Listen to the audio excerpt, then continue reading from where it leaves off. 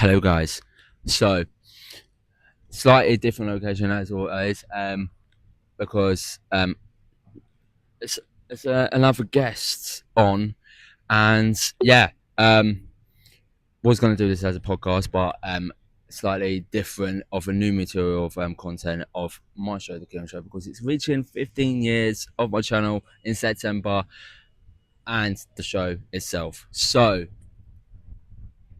I am going to introduce one a good friend of mine. And here's Joseph. Hello. How are we doing today?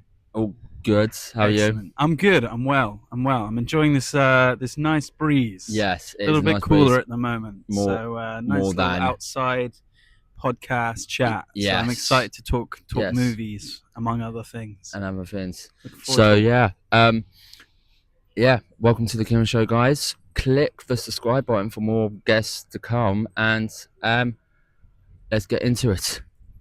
Nice. So, introduce yourself. Hello.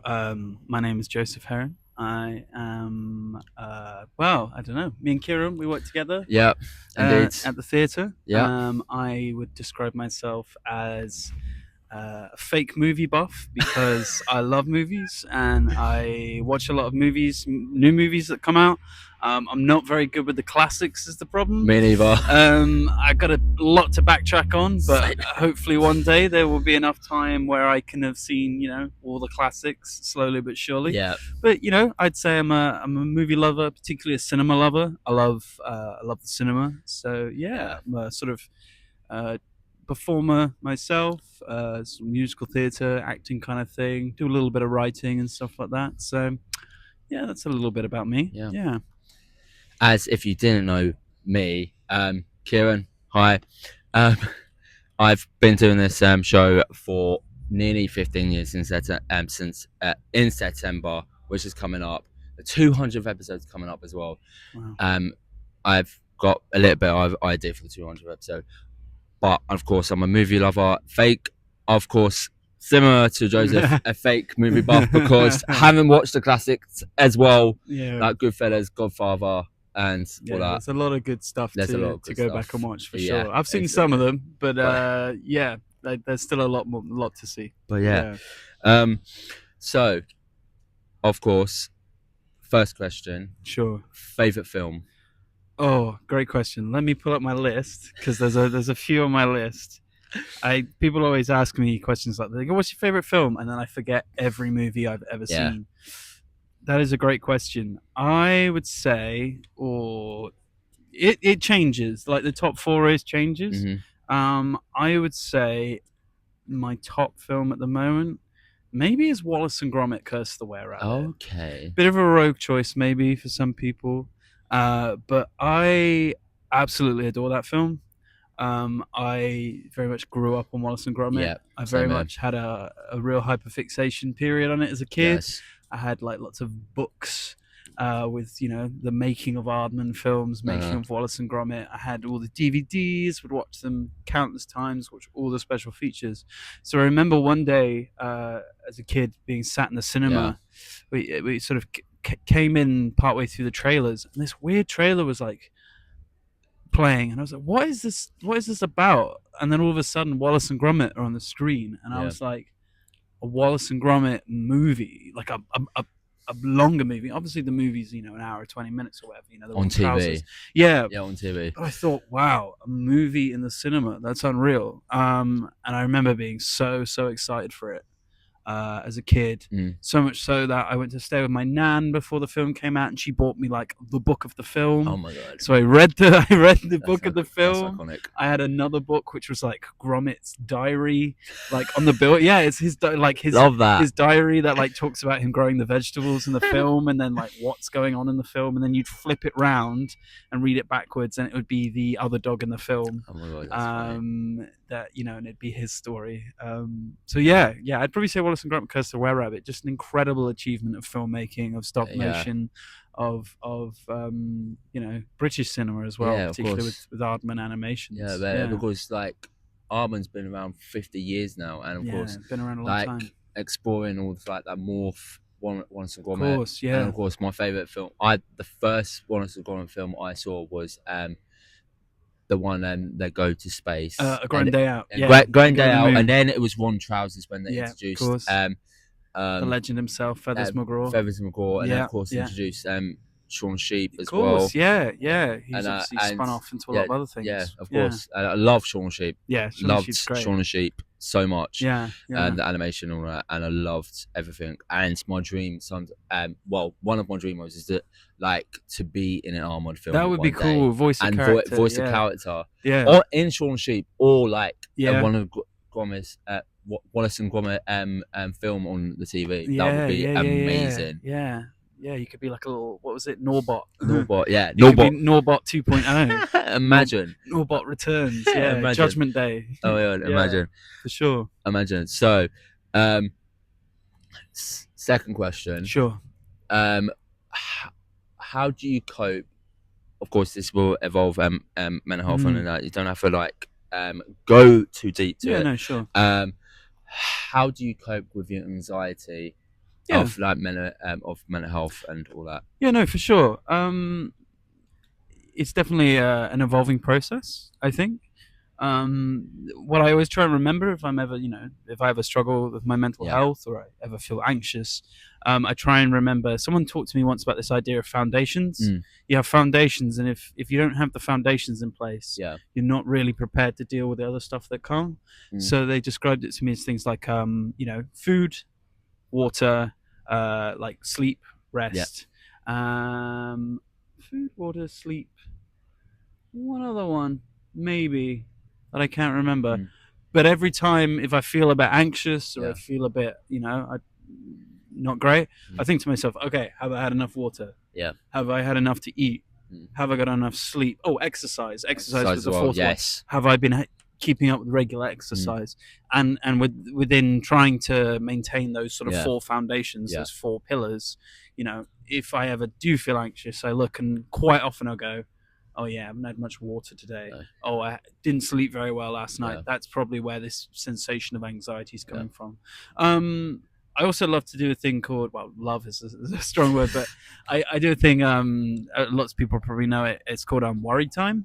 Yeah. And it's where you set like a very specific amount of time to one side to worry about things, if that makes sense. Yeah. So instead of spending all day worrying about it, you maybe take 5 minutes at the start of the day, at the end of the day, you sit down and you go, okay, let me just make a note of what I'm worried about, why I'm worried about it, how does that make me feel, is it something that I can immediately solve, is it something that needs time to solve itself? Exactly. And I think for me, I always worry, if I don't deal with it now and I leave it, then it's gonna get worse or grow, or I'm gonna forget and something bad's gonna happen, obviously, as anxiety makes you think. But often you'll find that I'm like, well, if I write it down, there's no way it can be forgotten about, because then I can just look at it. I know it's somewhere. I know that thought is out. It's almost like taking the thought and putting it down on the paper. And you find most of the time, because you're then not spending all day worrying about it, or trying not to anyway, when you come back to look at the list, a few of the things you were worrying about have already solved themselves, so that's what I like to try and do, but as I say, lots of things like exercise as well. That's one of the key pillars I try and do. I try and hit the gym a lot. I try and try to stay fit physically. That rush of endorphins can obviously help, that mental focus from the gym. So that's a few things I do to try and maintain my mental health, so to speak.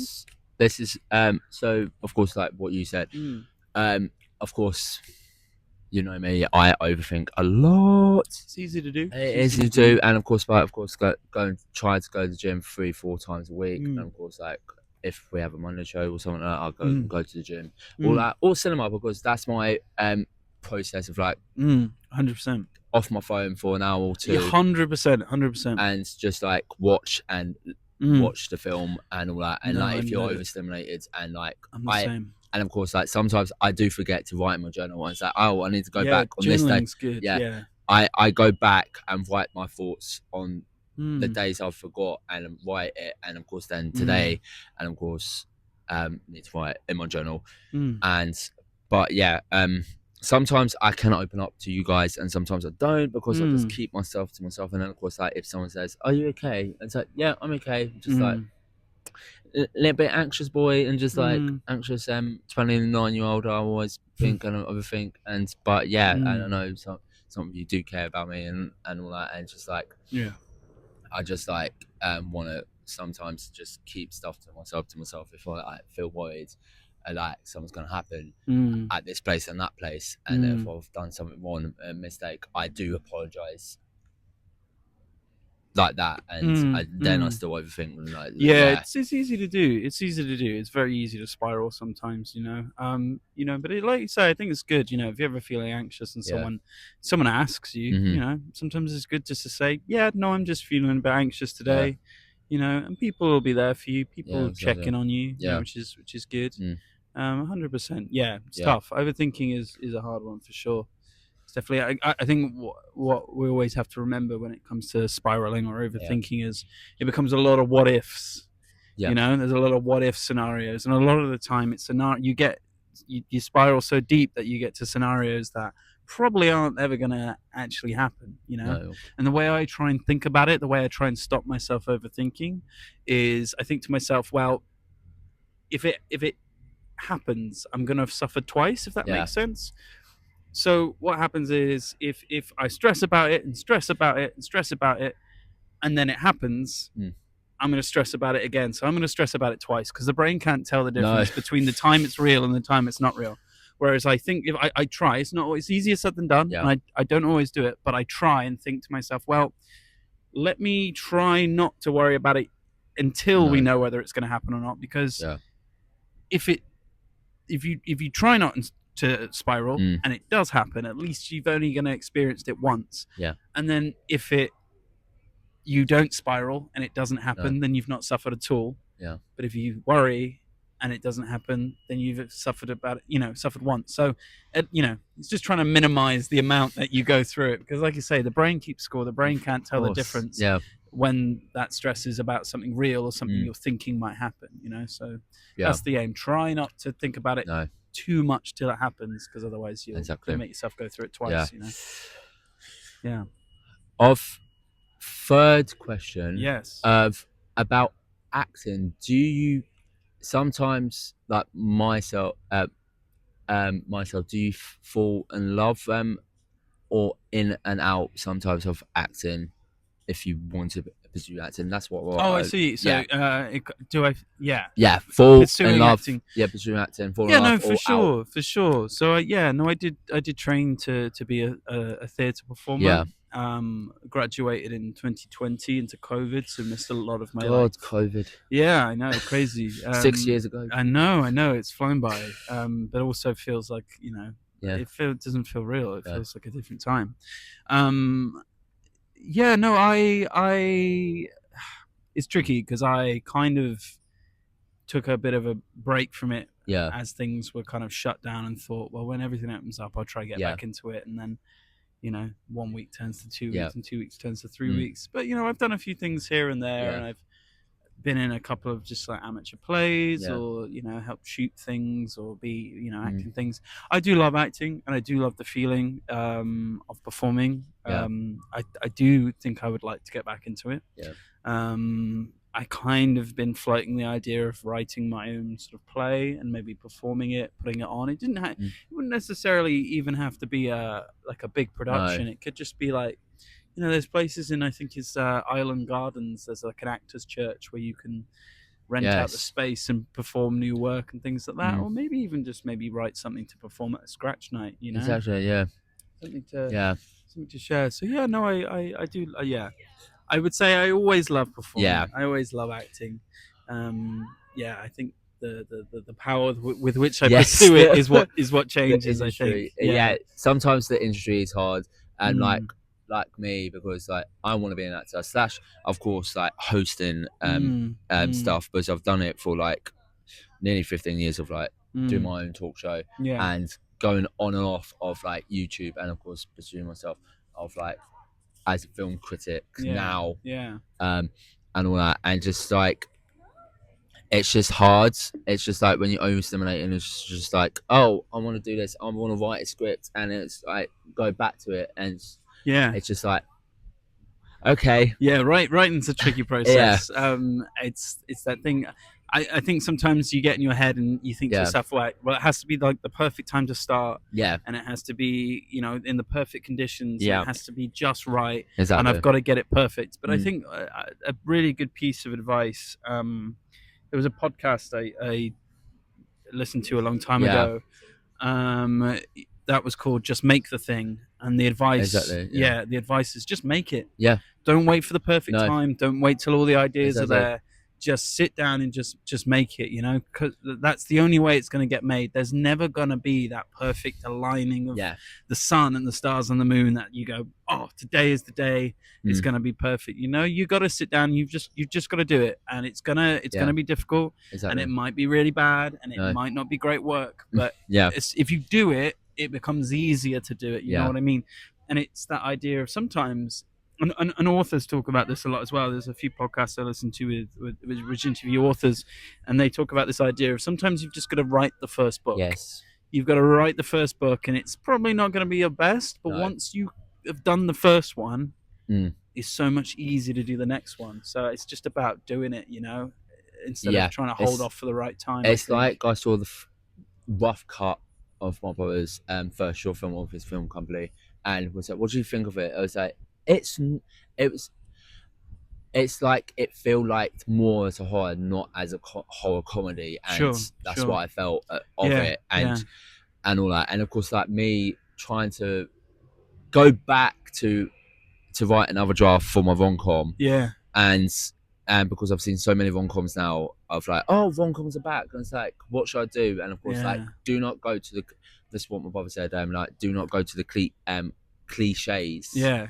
Just make it as original as possible. For sure. And I think there's a great way to find a balance with these things, isn't there? Like, particularly you said with horror and comedy and with rom-com, sometimes it's cool to find the balance between the cliches that people love, but also trying to find something original. I think that's what everybody wants to do as well, is everybody wants to kind of make their work feel original. But I think if you feel confident about the voice that you're using to tell your story, no two voices are the same, so there's hopefully something original in any work that you make. Like I say as well, you look at a lot of first time filmmakers, and the first film, even if it's very good, you're like, oh, there's this and there's that, but that the experience of making the thing has helped you learn how to make the next one better. And of course, like watching films nowadays, it's like, oh, I need to rewatch it to have my second opinion. And sometimes. And of course, some films I rewatch multiple times because I still love it and all that. And some films are just like, no, I just want to watch it just one time because it was great and good. And then of course, a few weeks later, of course, I asked your opinions of the films we watched at the same time. And it's like, oh, okay, it was not that good, but No, 100%. There are definitely some films where you have to watch them more than once, I think, to get a better idea and get a better sense, And there's obviously different styles to film as well. There are some which are just much more easily absorbed, and then there are some where it's a little bit more of a process or a mentally stimulating sort of activity to watch. I definitely, whenever a film comes out and people go, is it good? If it's a film where I quite often I'll recommend it. I go, oh yeah, it's one of those ones you can just switch your brain off and watch it, or sometimes I'm like, okay, well, this one requires a little bit more sort of effort and cognition to sort of absorb. But no, for sure. I feel like I forgot the question there, but no, it's fine. But I know what you mean. It's definitely the last mixture of things. This is going to be the last question. Your thoughts of adaptations of movies going into like the theatre industry? Oh, very interesting. Okay, and all that scenario. No, it's interesting. Okay, that's a great question. Before I forget, can I ask some questions of you? Yes, go on. At the end. Excellent. Yeah, let's have a little. I want to hear your thoughts on a couple of things. But, yes. Theatre adaptations of films. Great question. it's a 50-50 split for It me. is. Sometimes it really, really works, and then sometimes it really doesn't. I find sometimes plays work a lot better. Yeah, they do. Exactly. Than musicals. I think the musical versions tend to make the musicals because they want to get it in a sort of bigger crowd. Yeah, I think people and get bigger stars to be in it. 100%. I think people maybe sometimes think that the play adaptations of film. Sometimes I think the public maybe think plays are a little bit not snobby is not the No. word I'm looking for, but I don't know. Maybe there's a bit more pretension into like Yeah. straight acting and stage plays. That Yeah. just as a general idea, maybe. Whereas the musicals is a little bit more four quadrant. It's boys, it's girls, it's men, Yeah. it's women, it's Yeah. kids, it's adults, it's your gran and grandpa. It's a whole family thing. It's a Yeah. it's a bigger spread of people that they can get Exactly. in. Because ultimately these things, whilst being about Yeah. entertainment, are a little bit about making money. It's making I'm money. trying to think what I've seen that based on a film that is good. The main ones I can think of. So I saw. I was going to say Killer Joe. I saw Killer Joe at the Trafalgar Theatres, but I actually think that was a play first. Yeah. They then made it into a film, and then it was a play again. So maybe that answer doesn't count. I saw a play version of The Exorcist several years ago, and that was actually very good. That was pretty good. That's quite a dramatic film anyway, so it kind of lended itself very well to the stage. It was a really cool production because it was at the Phoenix Theatre, and they started. Oh, the Phoenix Theatre. Love the Phoenix Theatre, and they started the show at 9 p.m. So it was like late night. Yeah. We went. I think we went to the opening night or the opening preview or something. Like that. Me and some friends. We got like a deal on tickets or something, and that was great. So there are some really, really good ones. And I think things like Jersey Boys. Jersey Boys works so well. I think Jersey Boys works. Yeah. I mean, I've spoken to people recently who really didn't think it did, but I kind of enjoyed it when I saw it a year back. I know it's coming back for the 20th anniversary tour. Yeah, then again, I guess Jersey Boys. Well, they made the film. Well, it was a play in the musical, then they made the film, and then the musical's always on. So I guess there's another example. Maybe it doesn't count. I don't know. I just hear a lot of and I can't speak for all of them because I haven't seen a lot of them, but a lot of negative. Not like. Oh, then again, Back to the Future was pretty all right. Yeah, Back to the Future was good. I can't speak specific. I'm a fan of the films, but it's just like, okay. But there's a lot of these musical adaptations where it just seems like, okay, this is a thing people like. Yeah. How can we just chuck like 20 songs together and put a load of songs in there to make it into a stage musical? And I don't know. Sometimes I don't think that approach serves the material, serves the film, or even serves the musical version. I think sometimes you got to have maybe there needs to be a reason for the music before it gets turned into a musical. Yeah, exactly. How? Because it shouldn't just be it should be an expansion on the original.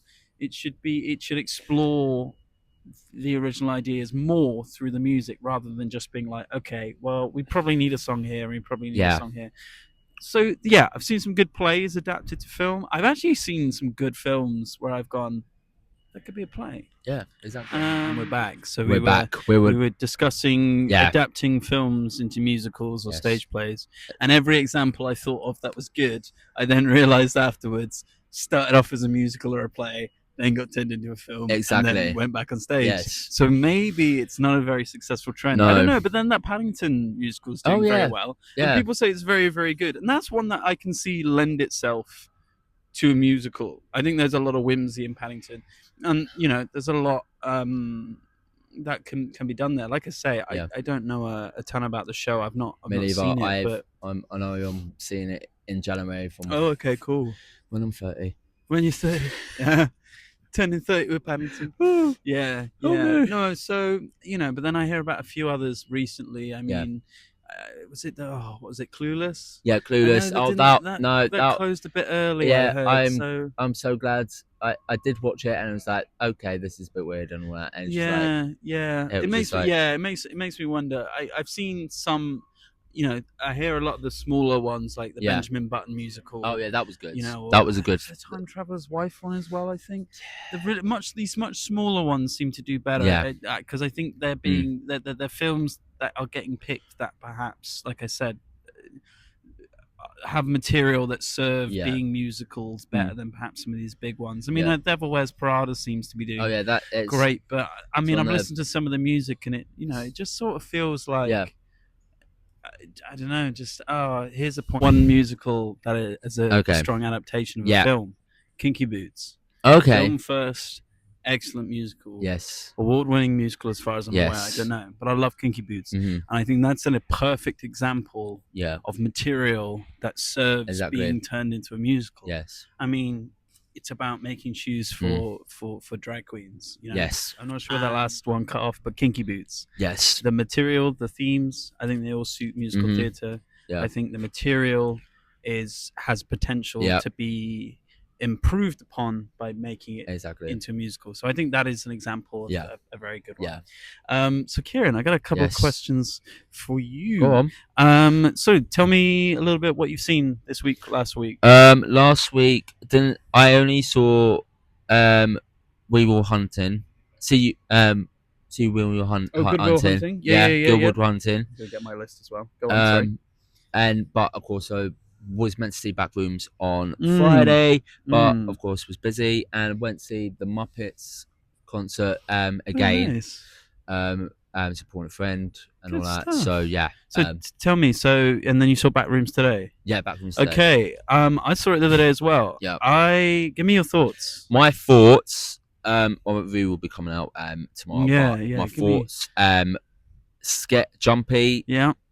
Creepy. Yeah. And insane. Yeah. So I absolutely adored it. Yeah. I thought the practicality of it was fantastic. The use of sets. Yeah. The use of what seemed like puppetry almost, or animatronics at points. I won't go into too much detail. Yeah. But there was something about the mood that really worked for me. Okay. I could have just spent all day just with them walking around these back rooms, seeing all the weird random rooms. Yeah. I loved it. It was amazing. It gave me it gives me 5k running. Yeah. Just like running around different rooms and all that. Yeah. And it seems to be this beautiful new trend of movie studios giving chances to YouTubers. Yes. I mean, obviously we had obviously Kane Parsons with the Back Rooms. Yeah. Corey Barker just with Obsession, which I thought was a great film. Yes, it was so good. It's interesting. I had no interest in that one. Then the reviews came out and everyone's like, "This is something special." And I saw it and I was actually very, very impressed. And I completely forgot the actress Indy was in she was, a DC film, DC series, Superman, Lois or Clark and Lois? Yeah, Superman Lois. Superman and Lois. Yeah. CW one. Yeah, she's fantastic. Yeah, she was fantastic. I think she's gonna be booked. I think people are. I think she's gonna get definitely. I think she's one. I think away. one of the stars of this year gonna be booked for more horror films. 100%. Yeah. Be probably a screen queen or maybe or very creepy some people call it typecast of horror general and all that. Yeah. No, I think she was. I mean, I thought they were all fantastic, but I thought she in particular did an incredible job. Yeah. I'm just trying to think of the few others. Obviously, you had Chris Stuckman that did Shelby Oaks a little while ago. You had Markiplier. Haven't seen that. Did the Iron Lung? Didn't see that one. I saw the Shelby Oaks one. I didn't see Shelby Oaks. I didn't see that. I'm trying to think what else. I know Corey Barker's got another one coming soon. Yeah, I know. He's got another film in the can, and I think he's just been signed on to do Texas Chainsaw Massacre. Oh my god, that's reboot. gonna be insane. So I'm very, very keen to see what that's all about. Yeah, definitely. So there you go. So with YouTubers making videos, maybe your rom-com, maybe your rom-com will turn into a rom-com horror. Rom-com horror. Rom-com horror. I mixture, don't know. Maybe. Probably. Who knows? Or probably make my chat show as a movie. Yeah, late night with the devil style. Yeah, exactly. Okay, tell me what's your most sort of anticipated coming up in the next few weeks or this year maybe even? Scary movie. Yep, cool. Yeah, I'm gonna try to see that on Friday. Hit and miss of Master Universe, and I'm very excited for Supergirl. Yeah, I'm keen on Supergirl as well. Should be good. I'm excited to see some more of these projects come out of the new DCU. Exactly. I'm kind of intrigued by Lanterns as well. Yeah, the TV I'm show. very intrigued by that. Yeah, I think we're getting some good superhero shows at the moment as well. I mean, I just watched Spider Noir too. I need to watch that. Yeah. Would recommend that one. Yes. Yeah. I'm just looking at my list of what's to come this year. Let's have a look. Yeah. Evil Dead Burn. Oh. I think Evil I Dead need to. I and need to watch the first two, like Evil Dead and yeah, Evil yeah. Dead Rise. Yeah, Evil Dead Rise is one of the few films that had me like cringing in the Really? cinema from the horror, Okay. from the grossness of it. But yeah, Yeah, I need I to. think I that's need to. probably quite high up on my It's, list. yeah, I Yeah, need to. 100%, Yeah. 100%. Last question, I guess. Go on.